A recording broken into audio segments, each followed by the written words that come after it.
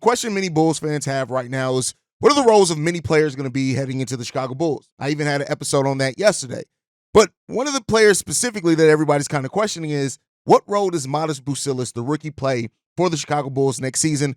Well, Bleacher Report had an article where they're trying to predict the role for each rookie heading into the season. We're going to talk a little bit about that. Plus, was Matas Buzelis snubbed off all Summer League first and second teams? Plus, I'm going to get into the top 6 questions that I have for the Bulls heading into the season. We're going to talk about all that and more right after this.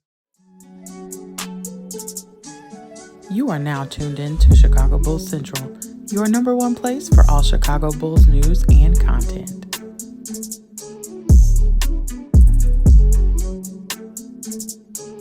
What's going on, Bulls fans? Welcome to another episode of Chicago Bulls Central, your number one spot for everything Chicago Bulls related. I'm the host there, Haize, but more importantly, you guys can follow the channel at Bulls Central Pod on every social media platform we happen to be on. With that being said, let's go ahead and get into this content for today, y'all. So, Matas Buzelis, right? He's the talk of the town right now after having a really solid Summer League, even though those last 2 games in Summer League were quite questionable for him. But Bleacher Report had this article where they're trying to predict the roles for each rookie heading into the season. And for Matas Buzelis, they actually had his role predicted as a starter, but have his usage listed as a second unit scorer, mainly looking at the fact that the key to Matas Buzelis starting comes via Zach Lavine not being on the Chicago Bulls roster by the time the Chicago Bulls season starts. Even saying this, at this stage, it may make more sense for Chicago to get 50 cents on the dollar in a Lavine trade and start prioritizing number 11 pick, who's been a standout in Summer League. Buzelis would receive a balanced mix of looks playing on and off the ball between Coby White and Patrick Williams. He's currently best handling the ball in the open floor, though he's flashed glimpses of half-court shot-making diversity, and he'll remain a threat to hit spot-up threes and finish plays off cuts. I have no disagreement with the role, how they see Matas Buzelis playing next season, as far as cutting to the basket being a big thing for him, getting out in transition in the full court. Half court is where it could get a little interesting for Matas Buzelis. Now, his ability to continually move is going to make a big difference for him as well. But them listing him as a second unit scorer is probably the direction that we're headed, right? I think, and, while some Bulls fans have said things like, your Josh Giddey's not going to start, don't start Giddey, or put Coby on the bench, more than likely that starting lineup is going to be Josh Giddey, Coby White, Zach Lavine at the 1, 2, and 3, with Patrick Williams and Vooch filling out the rest of the starting 5. And no, for those that keep asking, Matas Buzelis, regardless if you have him above, you can have him above Patrick Williams, but they're not going to give $18 million to Patrick Williams to just put him on the bench in a time period where they've now moved off from DeMar DeRozan, and now some more shots may be there for Patrick Williams, plus they want to evaluate him. But so I think that's what it comes down to. But Buzelis is going to have a role on this team. Me and Pat over on Locked On Bulls have gone back and forth a couple of times on, is Buzelis even going to play his rookie year? And I understand a lot of people who have that question, right? I look at it like this. Patrick Williams started right away. Dosunmu didn't start right away, but he started getting minutes right away. And then, of course, Dalen Terry didn't. But even Julian Phillips played more and was starting to play more earlier than what Dalen Terry did because of the role. Yeah, some injuries played a part into that as well, right? I don't want to act like they didn't. But it seemed like Billy Donovan had started trusting Julian Phillips a little bit more before that injury happened. Even at some points, he was getting more minutes than Torrey Craig. So I think when you look at it like that, it could definitely clear a role and a path for Buzelis to get minutes right away. But you can't bet on that, right? I wouldn't like bet the farm on that or anything because it is a Billy Donovan coach team, and we just still don't really know. Which we'll get into the questions. We still don't really know. Like, is the development of the young players the priority, or is competing still the priority? And you can develop the young guys along that path. Is that the priority? I have my route that I would like to see the Bulls go. Right? I think developing the young guys, it should be the most important thing for the Bulls right now. But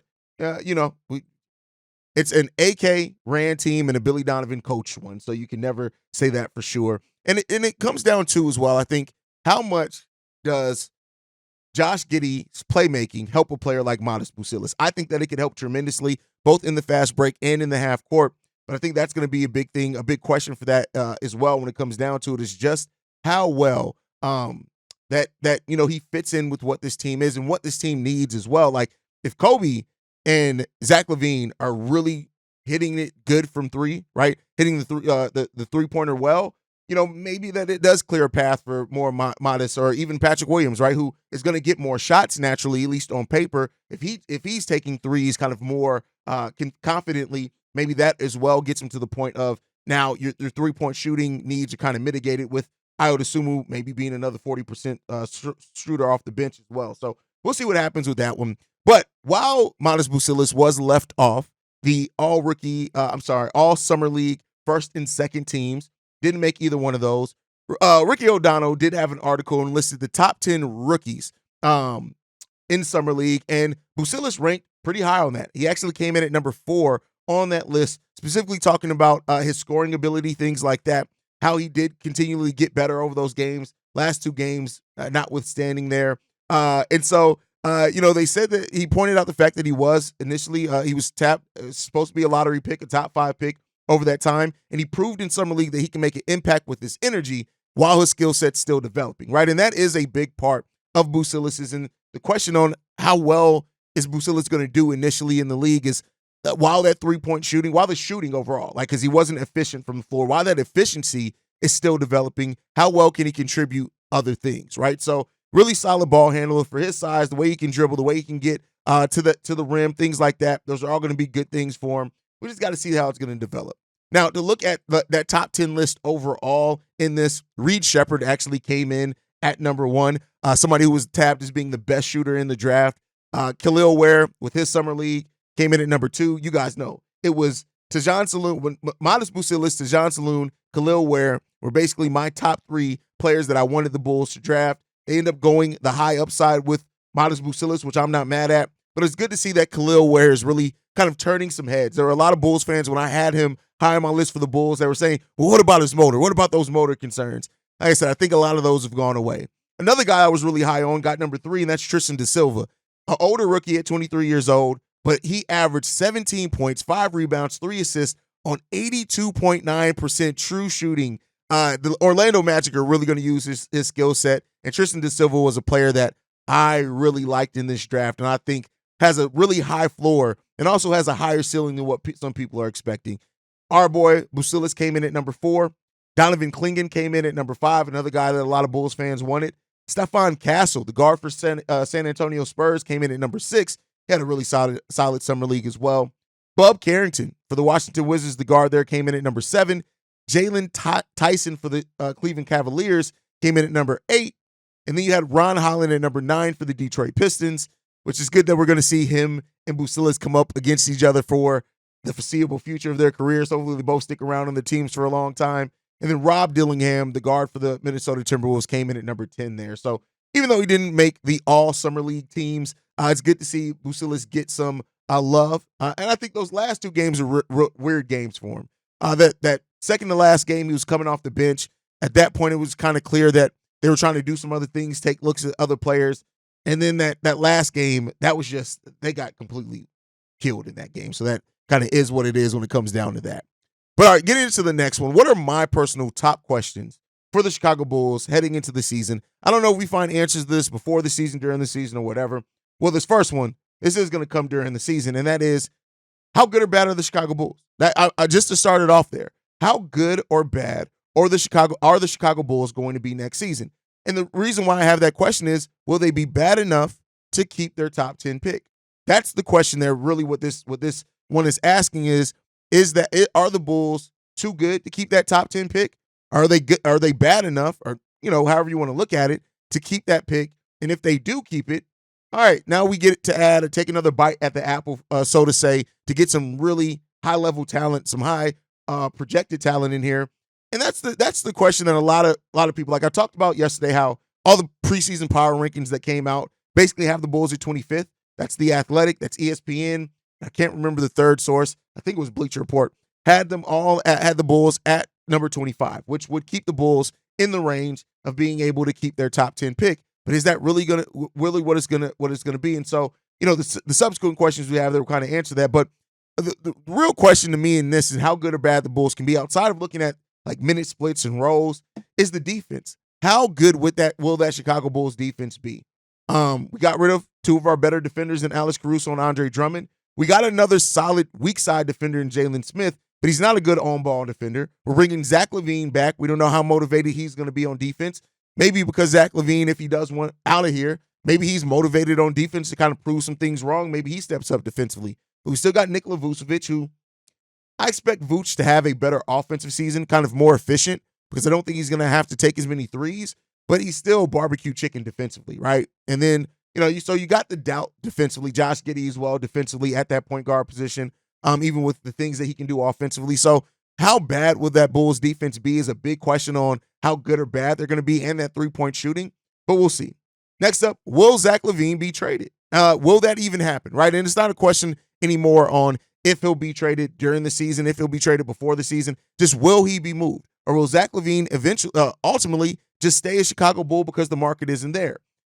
In quoting, talking about that first Bleacher Report article at the beginning of it, they basically said, at what point will the Bulls be willing to accept pennies on the dollar?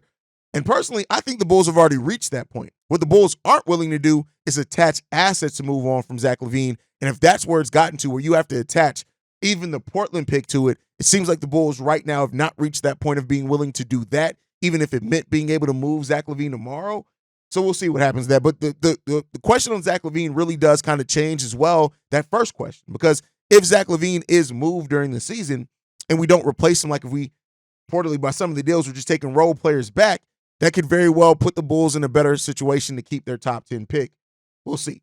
Next up is, how good are Coby White and Dosunmu going to be next season? These are the two players that took the biggest leaps for the Chicago Bulls last season.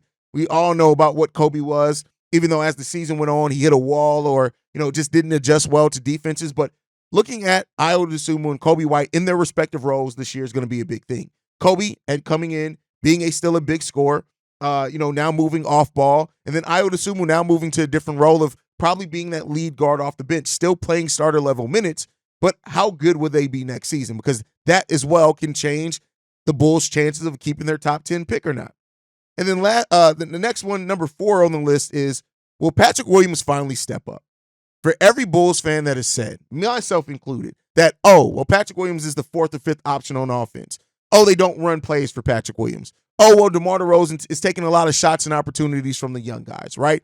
Anybody who has said any of those things, this is a season where some of those questions have gone away. And now, theoretically, we still got to see what Billy Donovan is going to cook up. When you have a point guard now as well in Josh Giddey, who his best strength is playmaking, and he can still score a little bit and getting to the paint and things like that. How much does Patrick Williams step up? How much does Patrick Williams take now this advantage that he's even talked about in needing to step up with the absence of DeMar DeRozan? How much do we actually see of that from Patrick Williams heading into next season? Because if we see a lot of it, it could drastically change a lot of things on how he's viewed. You got your money now. You're locked in. You got your money. You got your $90 million contract, right? You got all that. Cool. You got it. You're here. But now, how much do you step up? And that is a question that the Bulls front office is hoping that is a positive answer for the team because, listen, you've now paid him. You've locked him in. And I want to be clear here. Even at the floor of what Patrick Williams is, I hate that people try to paint Patrick Williams as he's this horrible player. He's not. He's passive.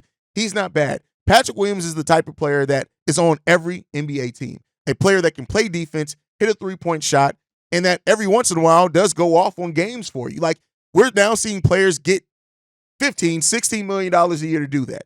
Patrick Williams is a little bit younger. They still hope for more, so he got a little bit more than that. But as we move closer and closer to role players getting paid almost $20 million, you know, the hate around Patrick Williams or to try to paint him as him being horrible, he's not. He just didn't live up to a lot of the expectations around him, but he still can be a very good player and a role player. And that's basically what right now Patrick Williams is until he could show more. That's what I'm going to view him as. And we'll see if Patrick Williams does step up because this is his opportunity. He's going to be 23, I think, going into the season.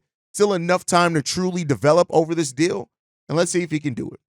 The next part is how many of the other young Bulls players prove to be part of the core going forward, right? And that doesn't mean they have to be stars, but that prove that they can be part of what the Bulls are building here. We already talked about Patrick Williams, Coby, and Haize, so we're taking them off the board. Matas Buzelis at being a rookie, we're going to take him off. I have a different question for him heading into it, which kind of already answered is how good can he be in his rookie year? It's a very different question for Matas Buzelis because you're not just judging him based off 1 year, especially when we don't exactly know the place or the role he's going to have on this Bulls team. But when you look at the young players and Dalen Terry, Julian Phillips, I'm even going to throw Batum in there. I know he's not as young as these guys, but only heading into his second year in the NBA. Like, what are these guys bringing for you, right? What are they really bringing to your roster? They bring in anything that shows that they can be part of the future for this team. Julian Phillips, to me, is the guy that I think has the most, and is with the combination of size, rebounding, blocking shots. If that three ball starts rounding out for him, I still think that out of the guys that I mentioned, he still has the highest upside of any of those guys. But there's enough to still question there, right? Dalen Terry still is a ton of untapped potential in Dalen Terry as well. I want to make that clear. There's tons and tons and tons of untapped potential in Dalen Terry. And the question is how much of that ends up turning into a reality for this team is a big question there. And then, so you got to look at it when it comes down to that. But team 25 heading into the season, can he show you some more? Also, as well as a three-point shooter. Like I said in yesterday's episode, once you kind of put the two and two together, that he basically got that eye injury in his third game for the Chicago Bulls last season. We know that he still has tremendous upside, good size at the position, ability to dribble, is an active defender, even though you wouldn't really call him a positive defender yet. So how much do those young guys really show that they deserve to be here? And Dalen Terry's, listen, if Dalen Terry comes into training camp and that shot looks legit, hey, that'll completely change the outlook on Dalen Terry. But right now, you're kind of looking at Dalen Terry to be a defender, somebody in transition that can pass really well. Half-court passing hasn't been there for him yet, and an energy guy. And when you've lost, like I said many times, Alex Caruso, Javonte Green, who aren't on this roster, you're looking for some people to bring that energy. And so Dalen Terry, Julian Phillips can very well be the players that bring that. We got to see how well they're going to be bring that consistently as well for this team. And then the new acquisitions, right? Josh Giddey, Jalen Smith. How much do they really bring for the Chicago Bulls, and how much of their games are left to be untapped as well? As Josh Giddey, going to be 22 years old, I think, by the time the season starts, a player that has always been better with the ball in his hands. He's going to have that opportunity theoretically here with the Chicago Bulls. How much does he step up his game? Does he get back to looking like that player that can average close to a triple-double? Because if he can, hey, that's a big thing for the Chicago Bulls. And Jalen Smith, 24 years old, is still almost the same age as some players drafted this year. He's also shown an ability when you play him more minutes, his production's better, a 40% three-point shooter, even though didn't take a lot of volume last season. How much does he bring for you as well for the Chicago Bulls next year? Is another question for that Bulls team, is how well do the new acquisitions acclimate, and then also how much of their potential that they still have left on tap do they flash for the Bulls next season? And then lastly in this is how many of the vets make it through the season? We've already talked about Zach Lavine potentially being traded before, during, or whatever through the season. Does Nikola Vucevic, Torrey Craig, Javon Carter, do all three of these players make it through the season, and are they still on the Bulls roster by the end of the season? That would really dictate how well the Bulls are, or how much the Bulls are really, really buying into going younger, right? And that may come. If the Bulls, let's say the Bulls are 10 games below 500 by the deadline, they may very well at that point, while they didn't come into the season plan in the tank, they may very well call every team and say, hey, what can you give us for Torrey Craig? A couple of protected seconds, we'll take it. Let's go ahead and get him off here. Nikola Vucevic, hey, who really wants Vooch? Who wants it? Oh, you can give us a heavily protected first? All right, bet, we'll take it. Thank you for that. Thank you for your time. And then that may be how the Bulls finish the season. So don't overlook that. As well as, I guess we're talking about questions, how well does AK really buy into the direction and stay the course of seeing whatever this new vision is through? One thing about AK that no matter how, if you sit on the positive or side of him, or you're a detractor from AK and Eversley, it just comes down to this. They haven't always seen the plan through. They haven't always supported. They make initial kind of good moves, make a choice in the direction. They don't always make the subsequent supporting moves to make that decision be the best. And so we're still looking at that as well for the Chicago Bulls team. This is a season where I don't expect clarity to come on everything, but a lot of clarity can come. And if the Bulls, young players do develop, but we still don't win a lot of games, and we can get that top 10 pick, to me, that's the best case scenario. That is the best case scenario, even better than if the young players take huge steps up and we miss out on that top 10 pick. I still think that getting still that top 10 pick is the best case scenario. But again, we know that the Bulls aren't tanking to get there. It's just how good can they be? When do they hit their strides, right? And how patient are Bulls fans going to be as well? That's a big question through this as well. How patient can and should Bulls fans be on us going through this retooling, rebuild that the Bulls are going through? we'll end up seeing. But guys, thank you for tuning in. Make sure you guys are following the show at Bull Central Pod. You can send us any feedback, questions, comments, concerns. BullCentralPod@gmail.com. Lastly, if you want to leave a text message and or voicemail for the mailbag, the number to do so, 773-270-2799. We are the number one spot for everything Chicago Bulls related. That's thanks to you guys. And like I like to end every episode on, go Bulls. Love you guys. See red if you can, y'all. Peace. This has been a presentation of the Break Media.